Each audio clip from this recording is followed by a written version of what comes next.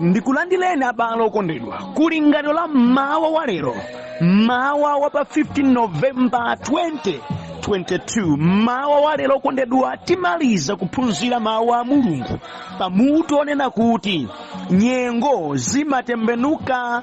Amene mukuwaona lerowa sadzakhala chomwechi mpaka kale osamatha mawu. Okondedwa, phunziro lomalizali ndi phunziro namba 10 ndipo likuchokera pa uthenga wabwino wa Luka chapter number 19 ndi mayaka 35 pana 40, Luka chapter number 22 ndi mayaka 63 ndi 65, Luka chapter number 24 ndi mayaka number 50 kulekeza 53. Ndidzamba kuwerenga pa Luka 19 ndi mayaka ya 35 mpaka number 40. Mawu a Mulungu mchilawo cha lero akuti, iwo anabweretsa buluyo kwa Yesu naponya zovala zawo pa bulupo ndi kumukwezapo Yesu. Pamene ankapita, anthu anayamula zovala zawo mu msewu. Iye atafika pafupi ndi pamene msewuwo umatsikira ku phiri la Olivi, gulu lonse la ophunzira linayamba kuyamika Mulungu mwachimwemwe ndi mawu ofuula chifukwa cha zodabwitsa zonse anaziona. Yodala mfumu imene ikubwera m'dzina la Ambuye, mtendere kumwamba ndi ulemerero mwambamwamba. Ena mwa Afarisi mgulumo anati kwa Yesu, aphunzitsi, adzudzuleni ophunzira wanu. Iye anayankha kuti, ine ndikukuwuzani kuti ngati atakhala chete, miyala idzafuula. Ameni. Tipiteni pa Luka 22 ndime yake ya 63 mpaka na ndime ya namba 65. Asilikali amuchita chipongwe Yesu. Anthu amene ankalonda Yesu anayamba kumuchita chipongwe ndi kumumenya. Anamumanga m'maso ndi kumufunsa kuti, tanenera, wakumenya iwe ndi ndani? Ndipo iwo anamunena za chipongwe zambiri. Tiye timalize kuwerenga mawu a Mulungu kuchokera pa Luka 24 ndime yake ya 50 ndi 53. Kupita kumwamba, iye adawatengera kunja kwa mzindawo mpaka ku Betaniya. Anakweza manja ake ndi kuwadalitsa. Iye akuwadalitsa anawasiya ndipo anatengedwa kupita kumwamba. Pamenepo anamulambira iye ndipo anabwerera ku Yerusalemu ndi chimwemwe chachikulu. Ndipo iwo anakhalabe ku nyumba ya Mulungu akulemekeza Mulungu. Ameni. Okondedwa, mwa mawu a Mulungu osewa amene tawerengawa, titsogozedwa ndi kulingalira konena kuti nyengo zosiyanasiyana zimene anthufe timakumana nazo zimakhala mudongosolo la kukwanitsa cholinga cha Mulungu kwa ife kapenanso kwa anthu ena. Ameni. Nyengo zosiyanasiyana zimene anthufe timatha kukumana nazo lero, dziwani kuti zimakhala zili kale mudongosolo la Mulungu lakuti cholinga cha Mulungu yochikwaniritsike kumbali yanu ngakhalenso kumbali ya anthu ena. Okondedwa, sidzabwera nyengo opanda cholingayi. Nyengo ina iliyonse, kaya yakuti mwachitidwa chipongwe, kaya yakuti anthu akukuzunzani, kaya yakuti inuyo mukukondwera kwambiri madalitso akuchulukirani, nyengoyo ili mudongosolo la Mulungu kuti idzakwaniritse cholinga cha Mulungu pa moyo wanu komanso pa moyo wa anthu ena. Chitsanzo, wena mukudutsa mnyengo yopweteka kwambiri zedi, imene wena akukunyozana, akukunamizirani, akupanga upo ofuna kuchotsa moyo wanu, akukuzunzani mwa magawo osiyanasiyana. Mumadzifunsa numati, kodi nyengoyi yabwera bwanji kwa ine? Tamvani, nyengoyo yabwera kuti ikhale ndi maphunziro kwa inu. Ikuzindikiritseni kuti mwina nkutheka iwo amene mmadalira ndi achipongwe. Ikuzindikiritseni kuti mwina inuyo mmawerengera madzi a mphutsi. Ikuzindikiritseni kuti ndi Mulungu yekha amene ndi thandizo. Mkutheka mmakhulupirira banthu olakwika. Ikukonzeni pena pake nyengoyo kuti cholinga cha Mulungu chakuti mukhale munthu wabwino chithekebe basi. Ndipo mbali ina nyengo imeneyo, okondedwa, Mulungu wayilola kuti ifike ndi kuti anthuwo atengerepo matemberero pa inuyo ndi awakanthe osati masewera. Sidzabwera nyengo okondedwa kungobwera chabe, ayi, imabwera kudzakwaniritsa cholinga cha Mulungu. Mwaiki musamangothamangira kudandaula, chilipo ndithu chachikulu chimene Mulungu akufuna kuti chichitike inuyo mukadutsa munyengo imeneyo. Ameni. Okondedwa, Mulungu sadzalola kuti mukumane ndi nyengo yomwe ilibe chodza kuthandizani pa moyo wanu, ayi. Ngati waivomera nyengo kuti iyi ifike, ndiye kuti wadziwanso kuti nyengo imeneyi imthandiza munthuyi kumchotsa pena kumfikira pena. Ngati waivomera nyengoyo kuti ifike, ndiye kuti waiona kuti ili ndi chabwino china chake chodza kusiyirani pa moyo wanu. Mwina nkutheka walola kuti zimene zichitike ndicho ndicho kuti mumasuke. Wena amene amachita nanu zinthu zina akupalamulani, akuchitani chipongwe, akuonongerani zinthu, inu mwazindikira, tsopano simudzawakhulupiriranso monga machitira kale. Mwamasuka, mundino mtendere. Nkutheka nyengoyo yakuchewulani m'maso, mmapita kolakwika inuyo, mmapita kuti mwinakaonongeka ndithu, koma pakukumana ndi nyengo imeneyo mwadzidzimuka kuti eyi, kuti ndiupita kuti ine, mwabwerera chimenecho ndi thandizo lapaderadera. Yehova ndi wabwino okondedwa, sadzavomera nyengo ina yake ingobwera, ayi, idzakuthandizani pa china chake. Ndikutheka mwina kuntchito zasokonekera, mudaziyamba ngati gulu zimene munkachita akusiyani nokha muli kakasi. Okondedwa, ndimati ndinene chimenecho tsono chikhale thandizo pa moyo wanu, kuti kutsogolo kuno mudzazinena okay, tikachita motere zimafika motere, mwaiti izi sinchitanso kuti ngadzaone zichendaona kale. Ndikuti nyengo imeneyo yakusiyani phunziro lalikulu kwambiri zedi. Sadzavomera Mbuye kuti nyengo ibwere yosadzakwaniritsa cholinga chake, ayi.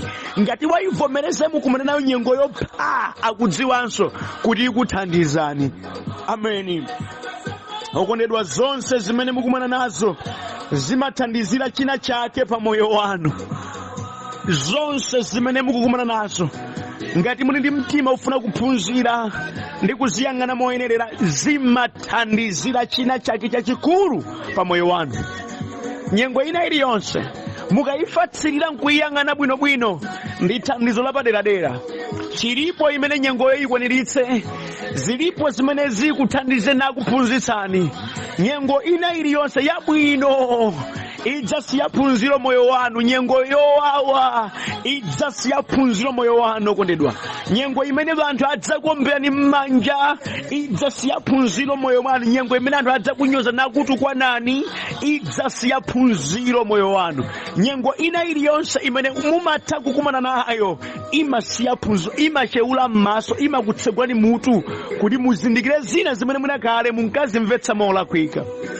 Ameni. Andimvana balokondedwa, zinthuzo zimawawa inde, koma dziwani zimathandiza. Ndi chopweteka okondedwa kuti abale amene mumakhulupirira akhoza kukhala achipongwe. Ndi zowawa okondedwa munthu amene unamkonda nakhalanso chitonzo. Ndi zopweteka abale wanga kunena kuti ntchito imene umagwira bwinobwino wena nkukukhomerera. Ndi zopweteka inde okondedwa katundu wako wena nkukubera. Ndi zowawa, koma zimakuphunzitsa china chake. Zimakuphunzitsa china chake, ndiponso zimapanga create mpata wakuti ulemero wa Mulungu uonekerenso moyo wako. Zimabala umboni odabwitsa. Okondedwa, maumboni amakoma ponena, koma pokhalamo mnyengoyo zimakhala zopweteka ndithu. Ichi dziwani. Bale wanga okondedwa, upangiri wanga mawalero ndi otere kuti muziyang'ana nyengo yanu ngati njira yakuti ulemero wa Mulungu uonekeramo. Pachatu ndi Mulungu wosintha nyengo. Ameni. Pakudziwa zimenezi zikupangeni kumayang'ana nyengo yanu ngati njira imene Mulungu wayika kuti ulemerero wake uonekere pa inu. Chifukwa iyeyo aitembenuza ndithu nyengoyo itakusiyani maphunziro, ndipo mbali nayi ionetsera ulemerero wa Mulungu pa inuyo. ndi chifukwa chake okondedwa kumkhulupirira Ambuye ndiye chofunika kuchitika, ndi chifukwa chake okondedwa kusachoka pamaso pa Mulungu ndiye chofunika, ndi chifukwa chake okondedwa kuyima ndi Yesu nyengoyi ndiye phindu. Nyengo ina iliyonse yakupezekerani, kaya ya ntchito ya banja, yakena kalikonse pa moyo wanu, mutumiki mkena kalikonse okondedwa, imabwera nyengoyo kuti Yehova wayivomera, ndipo ndithu akayitembenuza mudzamtama inu Mulungu. Ameni. Mawu a Mulungu amene tawerengawa ndi chitsanzo cha utumiki wa Yesu Khristu madayendera mwa magawo atatu. Pa Luka chapter number 19 ndi maka number 35 na 40, Yesu akulowa mu Yerusalemu ndi ulemerero, adaomberedwa m'manja, adakwezedwa, anthu adampatsa ulemu, adafika pochotsa zovala zawo anthu ndi kumayika pansi bulu amene adanyamula Yesu ndi kumaponda pamenepo. Pa Luka chapter number 22 ndi maka number 63 mpaka 65, Yesu yemwe uja wagwidwa ali m'manja mwa achifwamba, ali m'manja mwa anthu asilikali akumuzunza, akumenya, kumuyankhulira za chipongwe. Yesu yemwe uja analowa ndi ulemu, apali mnyengo yonena kuti akudirizika ndipo akuchitidwa chipongwe. Tikadapitiriza kuwerenga idafika mpaka na poti adaweruzidwa mpaka na kuphedwa. Yesu wa ulemerero uja wafika pophedwa. Tandimvani. Luka 24 ndi maka number 50 kulekeza 53, ataphedwa, nyengo yatembenuka, Yesu wauka, ndipo akubwerera kumwamba ndi ulemu. Izi zidapatsa chimwemwe. Nyengo zimenezi akondedwa ndimati tiphunziremo kuti zoonadi nyengo zimabwera mosiyanasiyana, koma zimadza kudzakwaniritsa cholinga cha Mulungu. Nyengo simatha kukhazikika, koma dziwani cholinga cha Mulungu chimakwaniritsidwabe m'nyengo zonsezo. Ameni. Nyengo zimabwera zosiyanasiyana, komabe cholinga cha Mulungu chimakwaniritsidwabe basi. Chimakwaniritsidwabe basi. Yesu anabwera ku dziko lapansi kudzafunafuna ndi kupulumutsa chotayikacho. Ndipo ndimati ndinene pa programu imeneyi yakuti adzabwere ndi kupulumutsa chotayikacho, mudali kulemekezedwa, mudali kutsatidwa, mudali kulandira zokoma, mudali ulemu, komanso mudali chipongwe, mudali minyozo, mudali kuphedwa, komanso mudali kuuka, mudali kubwerera kumwamba. Muzonsezi mukaziyang'ana cholinga chakupulumutsa moyo wa munthu chidathekabe basi, koma chidatisira maphunziro ndi kuti tizimvetsetsa kuti pamene tikukwanitsa cholinga cha Mulungu, nyengo sizimakhala chimodzimodzi ayi, zimatha kubwera mosiyanasiyana, komabe Mulungu amalemekezedwabe. N'chifukwa chake ndikukulimbikitsana balokondedwa kuti mkhulupirireni Mulungu ameneyi adachitapo ndi mwana wake Khristu, akhoza kuchiranso ndi moyo wanu. Nyengo zimatembenuka. Ameni. Mawu amenewa tiphunziramo zinthu izi. Choyambirira, kumakhala kophweka kuona moyo mwa njira ya mtendere, kuti munthu ukhoza kufika pomwe yankhula mawu akuti nditsata Mulungu. Kumakhala kophweka munyengo imenezi ndi zonse zili bwino. Okondedwa, ndi pamene anthu amadziwuza kuti umenewu ndiye moyo, izi ndi zabwino. Mulungu suyu kodi wandipatsa zokoma zote. Kumakhala kophweka. Kumadziwani kuti ngakhale zingatero musachoke pa cholinga cha Mulungu. Ameni. Ndikutanthauzaji, Yesu mutumiki wake pa cholinga chakuti akapulumutse munthu, idafikapo nthawi yakumutsata Yesuyo anthu chigulu. Amakwanitsa kudyetsa anthu 5,000 posawerengera azimayi ndi ana. Adafika potchuka, amafunidwa deire, ndipo kudali kophweka anthu kumutsatira mu nyengo imeneyi. Ambiri amamutsata kuti akachiritsidwe, kuti akadye, kuti akasamale. Kudali kophweka kumutsata Yesu popeza amakapindula ndi Yesuyo. Likhala phunziro kwa inu okondedwa, mukakhala ndi zambiri okutsatani ndi ambiriso, muphunzire ichi abale wanga. Nyengo ya mtendere ndikophweka kunena kuti anthu amakukondani. Nyengo ya mtendere ndikophweka kunena kuti anthu anene kuti ndinu afulendi wawo. Popeza kupindulamo kanthu mwa inu kukutsatani nkosavuta, akhoza kulolera munthu kusiya zake nabwera kwa inu chifukwa chakuti mwa inu akupindulamo. Yesu zidateronso omutsata adali chigulu zedi mu nthawi imene iyeyo amachitira zokoma. Penatu Yesu amachita kutsatidwa ndi wanthu mpaka namanena kuti mwafika liti kuno, umalipira ndalama zawo kwera chombo kuti akadye. Idafikapo nyengo yotero. Muphunzirepo kanthu okondedwa. Minyengo yanu yemene zinthu zikuyenda, ubale sumasowa, okutsatani samasowa. Yesu zidamupirikirapo. Koma ndikuchenjezeni tsono, minyengo ngati imeneyi musamayiwale cholinga chanu chakumpembedza Mulungu.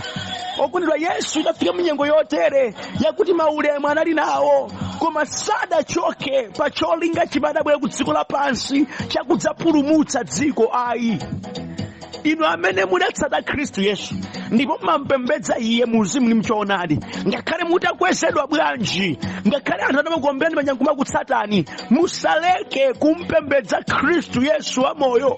Musaleke kwambiri, musadzikweze. Ayi, cholinga chimene Khristu Yesu adakutumani ku dziko lapansi chidzikwaniritsidwabe. Poti kumakhala kophweka kunena kuti ine ndikutsata pamene zili bwino, kumakhala kophweka. Ndipo masiku ano anthu ambiri apotokaso akuona ngati kuti moyo wabwinowu udzakhala choncho mpaka kalekale, ndiye ofunika, ndiye uzimu, ndiye moyo. Ndi mbali imodzi yakukwanitsa cholinga cha Mulungu. Ndiponso nyengo yapamwamba yotere imakusiranso maphunziro. Yesu adaona pamene ndimachiritsa anthuwa amati ndine mpulumutsi wawo, pamene ndimathandiza amati ndine Mesiya wawo, ndipo ankanditsata. Zidali bwino. Koma idafikaponso nyengo imene Yesu adagwidwa namachita chipongwe, omutsata waja adathawa. Nyengo izikuphunzitsani. Nyengo izikuphunzitsani. Ndikuyankhula ndiwena atu pano, popeza ambiri akuwatsata iwo wayamba udzikwezanso. Yesu sadadzikweze, adayendabe mcholinga chake, poti amadziwa nyengo zimatembenuka, ndipo amadziwanso kuti iye adabwera ku dziko lapansi kudzakweza cholinga. Ameni. Chachiwiri ndi chokondedwa, munyengo imene yatembenuka idakalitu mucholinga cha Mulungu. Mundimvetse, nyengo yoyambirirayi ya ulemerero, yakudyetsa wanthu, yakulalikira uthenga wabwino chigulu nkumamutsata, inalibe nyengo yakuti wanthu apulumutsidwe. Mbali inanso ya cholinga cha Mulungu chakuti anthu apulumutsidwe idali nyengo yakuti Yesu amve zowawa. Kumva zowawako inali mbali imodzi yakuti munthu wa dziko lapansi apulumutsidwe. Adagwidwa Yesu uja ochiritsa anthu uja, adagwidwa. Uja oyenda pa bulu uja adagwidwa. Uja amene anthu amamuyikira zovala bulu nkumapondapo, amene uja adagwidwa. Nakhala m'manja mwa asilikali nkumamukhoma, nkumamutiza, nkumamuyankhula zipongwe, nkumamumenya. Yesu wakemwe uja. Phunziro nchiyani? Mulungu akafuna kuwanitsa cholinga chake amavomera ngakhale mudutsa mnyengo yowawa, bola cholinga cha Mulunguyo chikwaniritsidwe. Ameni. Ndikuyankhula ndiwena pano amene akamaona ulemerero wawo wadzulo amapsa mtima nkumati ndafikiranji ine mnyengo imeneyo. Ayi, nditutega kwa inu. Ndi mbali imodzi yakuti mukwanitse cholinga cha Mulungu. Yesu adaziona. Abusa, nyengo yanga mpaka banja langa lafika potere, mpaka na ubwezi wanga ufika potere, chiyembekezo changa chachoka, ntchito yanga yafika motere. Ndi mbali imodzi yakuti mukwanitse cholinga cha Mulungu. You are still in the process.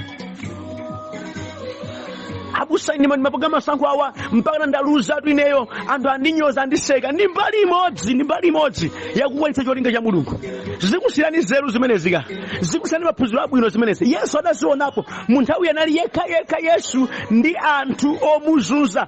Onse aja anthu adawachiritsa mu nthawi iyi kudalibe, onse aja adawadyetsa mu nthawi iyi padalibe, onse aja amamuyimbira mu nthawi iyi padalibe, ngana ophunzira wake mnyengo yotereyi mudalibe, adali Yesu yekha. chifukwa iyeyi ndiye mpulumutsi, iyeyi ndiye thandizo, iyeyi ndiye anali woyenerera kuti akwere mtanda kuti dziko lapansi lipulumutsidwe. Nyengo zina zimakupezani zikwanitse cholinga cha Mulungu ena athandizike mdziko lino. Ngati simudutsa mnyengo imeneyo simuthandizika inuyo. Ngati simudutsa mnyengo imeneyo ena susathandizika. Yehova amati inde ndikudziwa zikuwawa, koma no unafunika udutsemo kuti mutu wako uchapike, unafunika udutsemo kuti awagwire chipongwewa amene wawa ndikakukweza matama amene adali mwa iwowa ndi aphwetse. Mukudziwa chani alipo anthu ena okondedwa akuzunzika lero lino ndi anthu amatama, koma dziwa ndi Mulungu akatembenuza nyengo amatamawa adzachita manyazi. Ndi njira imene Mulungu wayika kuti akunyozeni, kuti akuzunzeni, kuti Mulungu akakukwezani okuzunzaniwa mudzakhale bwana wawo ndi adzawaphwetse kotheratu. Akufunatu achotse matama tili mwa iwo wati ndi akugwiritsa ntchito inuyo chimoni mukuyenda mucholinga cha Mulungu. Pirirani. Yesu adaziona iyeyo ndiye mpulumutsi wa dziko lapansi, koma adakhomedwapo ndi wanthu, adamenyedwa ndi wanthu, adayankhulidwa mawu achipongwe mpano mafe pomulavulira Yesu. Tikadawerenga kupitirira mnyengo yake ya zowawa za Yesu, adakwapulidwa kwambiri zedi, kuyenda bwalo ndi bwalo mpaka natu anthu kofika posankha chigawenga nkunkana Yesu, mpaka natu Yesu ukakhomedwa pa mtanda mpaka nakufa phii osalakwa konse, chifukwa chinali cholinga cha Mulungu chakupulumutsa dziko, cholinga cha Mulungu chakuti wina wake apulumutsidwe, komanso cholinga cha Mulungu chakugwetsa ufumu wa Satana pamaso pa anthu. Pokhala atumiki a Mulungu kainuyo, Yehova amalola kuti mudutse mnyengo ina yake kuti akugwiritseni ntchito ya ulemerero wake. Musakane, vomerani. Chilipo cholinga cha Mulungu pa moyo wanu. Abusa muti chani? Moti nyengo yangayi nkuti Mulungu andigwiritsa ntchito inde. Kupirira kwanuko Mulungu akugwiritsani ntchito. Mukhala phunziro la anthu ambiri. Inunso anu akeni muphunzirapo zinthu, ndipo dziko lidziwa kuti Mulungu simasewera. Ayi. Amen. Vomererani. Ndi mbali imodzi yokugwiritsa cholinga. Anthu amaona ngati kuti mbali yoyambira ya ulemereroyi ndiye yofunika kuti izikhala nthawi zonse. Alipo maphunziro ake a nthawi ya ulemerero, aliponso maphunziro ake a nthawi yopweteka ndi yowawa. Amen. Tikadayenda ulendo mbali zonsezi zili maphunziro ake. Wanzeru ndiye odzipereka kuzimenezi naphunziramo kanthu, akaona moyo wakale ndi moyo walero aziphunziramo kanthu. Ndikuyankhula ndi wena pano amene mu nthawi yawo imene amagwira ntchito adali ndi abweza ambiri, lero la abweza wake sawayankha foni. Phunziramoni. Andi Mulungu akulola kuti zichitike kuti mwadziwa anthu aja, chifukwa akatembenuza nyengo yanuyi mukakuma nawo sabale aja mukakhala nawo mwanzeru tsopano mukadziwa kuti awa amandikonda poti ndili ndalama, munthu amene ndilibe ndalama awa amandithawa. Mukadziwa zimenezi. Yehova akudziwa chimene akuchita. Munyengo yanu ya ulemerero munali ndi gulu kwambiri zene, lero lali kulamberancha. Munkabokera atu inu kumapatsa katundu wanu utinu, kumafika mpana pomazunza akazi anu kumabokera amene aja lero ali kuti munkafika pozunza azibale wanu chifukwa cha abale anu amati iye amene ndi friend wanga, iye amene akhoza chita zimene inu abale anga simungachite. Lero zakuvutana ali kuti mukudwala lero ali kuti amene aja. Inde Yehova atembenuza nyengoyi, koma ikupatsani maphunziro. Nkutheka mbuya nalola kuti mudutse mnyengo imeneyi kuti muzindikire zina zimene simmazizindikira. Aitembenuza nyengoyi zoonadi, koma ndi mbali imodzi yakuyesa cholinga cha Mulungu chokonza moyo wanu kuti ukhale mchimake. Yesu adaziona zimenezi, anali yekayeka. Apetro adalonjeza ndikhoza kufanana limodzi, idafika nthawi Apetro adamukana. Koma ndali njira imodzi yakuti munthu wa dziko lapansi apulumutsidwe. Amen. Komalizira tamvana abale okondedwa, nyengo ya mazunzo isidali choncho mpaka nakalekale. Ayi, ndikudziwa anthu ambiri mnyengo imeneyi imene Yesu amazunzika adatha mawu, adanyoza. Uja anali ndi mphamvu uja tamuonani akumukhoma asilikali, uja anali ndi mphamvu uja tamuonani lero waphweka.